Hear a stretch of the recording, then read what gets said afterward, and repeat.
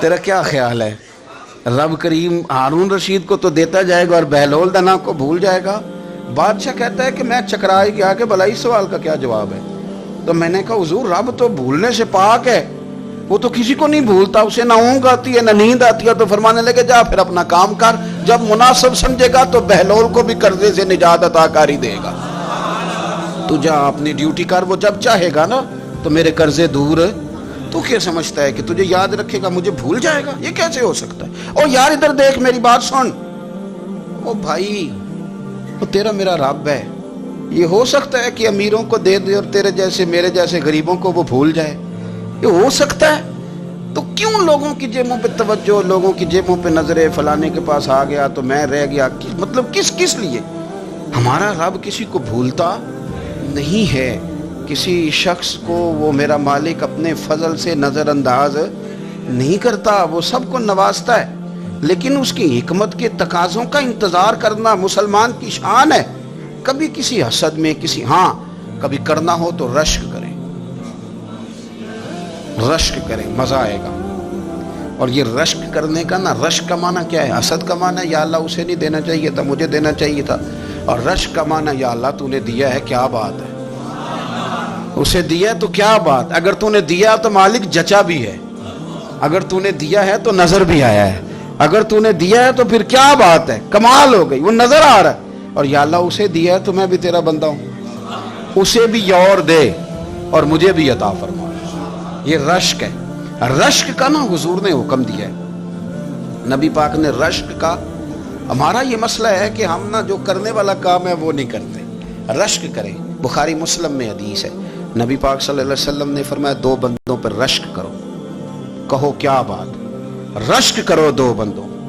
یا رسول اللہ کون کون سے؟ فرمایا ایک وہ مالدار جسے اللہ دولت دے اور وہ صبح بھی رب کے رستے میں خیرات کرے اور شام بھی رب کے رستے میں خیرات کرے، یہ قابل رشک ہے۔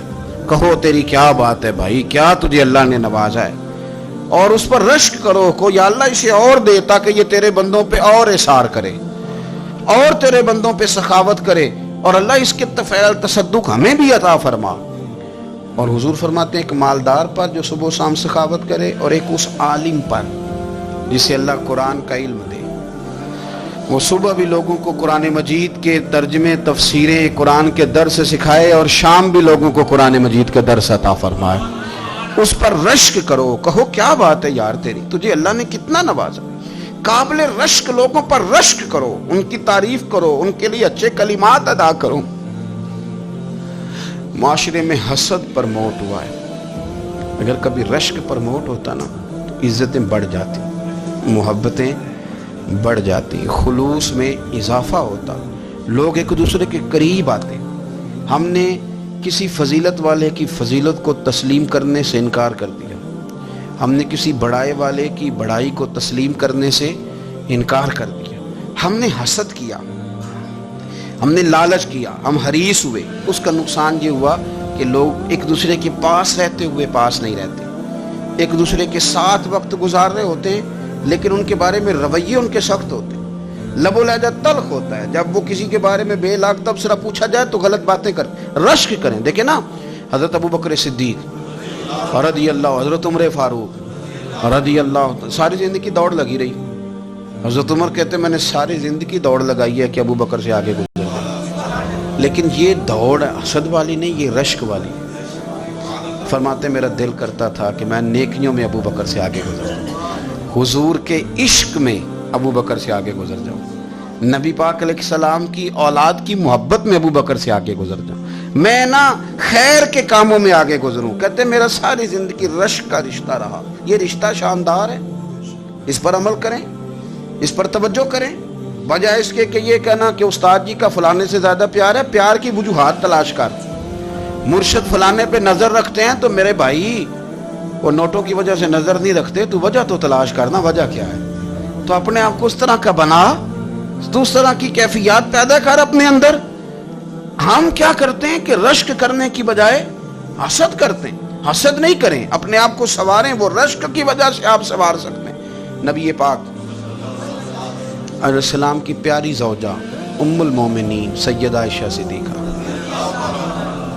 بڑی شان ہے اس خاتون کی، بڑی عظمت ہے ان راہوں کے صدقے جن رستوں سے سیدہ پاک کی سواریاں گزرا کرتی ہیں۔ کیا درجہ اللہ نے دیا ہے سیدہ عائشہ صدیقہ کو، کہتی ہیں حضور کا وصال میری گود میں ہوا ہے۔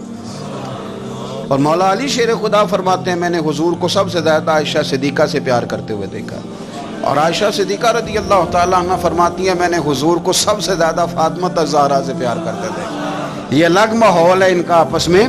تو حضرت عائشہ صدیقہ اتنا بڑا مقام، لیکن وہ فرماتی ہیں میں نے ساری زندگی سیدہ خدیجہ الکبریٰ پہ رشک کیا۔ میں نے کہا کیا بات تھی اس خاتون کی جو وصال کر گئیں، لیکن شاید کو دن خالی جاتا ہو کہ مدینے والے ان کی وفاؤں کا ذکر نہ کریں، شاید کوئی خالی دن جاتا ہو۔ کہتی ہے میں نے اتنا قابل رشک ماحول نہیں دیکھا۔ ایک دن حضور گھر میں گوشت لائے اور مجھ سے فرمایا عائشہ گوشت پکاؤ، تو میں اسے صاف کرنے لگی تو حضور فرمانے لگے شوربہ ذرا زیادہ کرنا۔ میں نے عرض کی حضور کیا کچھ مہمان آئیں گے گھر میں؟ تو فرمایا نہیں عائشہ، مدینہ منورہ میں نا مجھے پتہ چلا ہے خدیجہ الکبریٰ کی کچھ سہیلیاں آئی ہیں، تو شوربہ بنا، میں انہیں پہنچاؤں گا، خدیجہ کی سہیلیوں کو شوربہ زیادہ پکا ذرا۔ حضرت عائشہ صدیقہ کہتی ہے میں نے بڑے نرم لب و لہجے میں بڑی بنا سوار کے مسجع مکفہ چن کے جملے بات کی۔ میں نے عرض کی حضور سنا ہے وہ آپ سے 15 سال عمر میں بڑی تھی، نکاح بھی پہلے ہو چکا تھا، اور بتاتے ہیں لوگ کہ بظاہر کوئی حسن و جمال بھی اس ماحول کا نہیں تھا۔ حضور اللہ نے آپ کو جوان اور خوبصورت بیویاں دی ہیں، پر میں جب بھی سنتی ہوں جناب خدیجہ کا ذکر ہی سنتی ہوں۔ میں نے رشک کے انداز میں کہا، کہتی میں بات کہہ کے خاموش ہو گئی، اور جب میں نے نظر اٹھا کے دیکھا تو حضور کی آنکھوں میں آنسو۔ نبی پاک صلی اللہ علیہ وسلم کا یہ انداز دیکھا تو میں نے کہا حضور میں رب رسول کی بارگاہ میں توبہ کرتی ہوں، اب تو رو دیے۔ تو حضور فرمانے لگے عائشہ یہاں جو بھی آیا ہے نا وہ سکھوں اور آسانیوں کے دنوں میں آیا ہے، اور خدیجہ میری ان دنوں کی ساتھی تھی جو میرے تکلیف کے دن تھے، میری آزمائشوں کی، میری پریشانیوں کی میری ساتھی تھی۔ جب لوگ مجھے تکلیف دیتے تھے میں گھر جاتا تھا تو مجھے کہتی تھی حضور آپ تو صلہ رحمی کرتے ہیں، غریبوں کا بوجھ اٹھاتے ہیں، آپ تو لوگوں کے ساتھ محبت سے پیش آتے ہیں، حضور آپ پریشان نہ ہوں، آپ کا رب آپ کو ہمیشہ عزتیں ہی عطا فرمائے گا۔ فرمایا وہ میری تکلیفوں کی اسے کیسے، میرے بھائی رشک کیا لوگوں نے ایک دوسرے پر، حسد نہیں کیا۔ ہم تو نا جی اپنی مرضی کے فیصلے کرتے کرتے پیچھے رہ گئے، ہم نے لوگوں کو پیچھے کرنے کا سوچا تھا لیکن ہم سب سے پیچھے رہ گئے۔ ہم نے سیاست اور سازش کی تھی کہ کچھ لوگوں کے دلوں پہ پیر رکھ کے میں اپنا قد اونچا کروں گا، کچھ کے سینوں پہ پیر رکھ کے، لیکن ایسا نہیں ہوتا، یہ ہوتا نہیں۔ آپ کسی کی جگہ نہیں لے سکتے، اس لیے کہ رب نے سب کی جگہ اپنی اپنی بنائی ہوئی، سب کی جگہ۔ ہاں ایسا ضرور ہوتا ہے کہ کئی دفعہ نا ہم اپنے مقام کو گرا لیتے ہیں۔ وہ کسی نے کہا تھا کہ ایسا نہیں کہ تیری جگہ کوئی اور آ گیا، لیکن تیرا مقام بھی اب تیرا نہیں رہا۔ ہوتا یہ ہے کہ ہم نہ گرا لیتے ہیں اپنے آپ کو۔ اگر ہم رشک کا ماحول پیدا کریں، رشک کا، اور ہم کہیں کہ کیا بات میں بھی سفر کروں گا، اس جانب جاؤں گا، بجائے یہ کہنا کہ فلاں آدمی بڑا آگے نکل گیا ہے، یہ کر کے نکل گیا ہے، وہ کر کے نکل گیا ہے، یہ کہنا کہ یار میں بھی رب کریم کی اس مدد کو تلاش کرتا ہوں جس کی برکت سے اللہ نے اس پر فضل فرمایا ہے۔ امام غزالی فرماتے ہیں 3 لوگوں میں حسد زیادہ ہوتا ہے، بغض زیادہ پیدا کر لیتے ہیں۔ اب چونکہ مضمون ہے تو ساری بات کھل کے ہی کرنی پڑے گی نا۔ فرماتے ہیں 3 لوگوں میں حسد، بڑے عہدے والوں میں حسد زیادہ ہوتا ہے۔ یعنی صوبائی وزیر کہتا ہے کہ حق میرا ویسے وفاقی وزیر کا تھا، اور وفاقی وزیر کہتا ہے کہ جتنا میرا تجربہ ہے نا مجھے بنایا وزیر اعظم ہی جاتا تو بات ٹھیک تھی۔ حسد زیادہ، بڑے عہدے والوں میں حسد، اور امام غزالی فرماتے ہیں مالداروں میں حسد زیادہ ہوتا ہے۔ غریب نے غریب سے کیا جلنا ہے، جلنے کو شے ہی کوئی نہیں، کس سے جلیں گے؟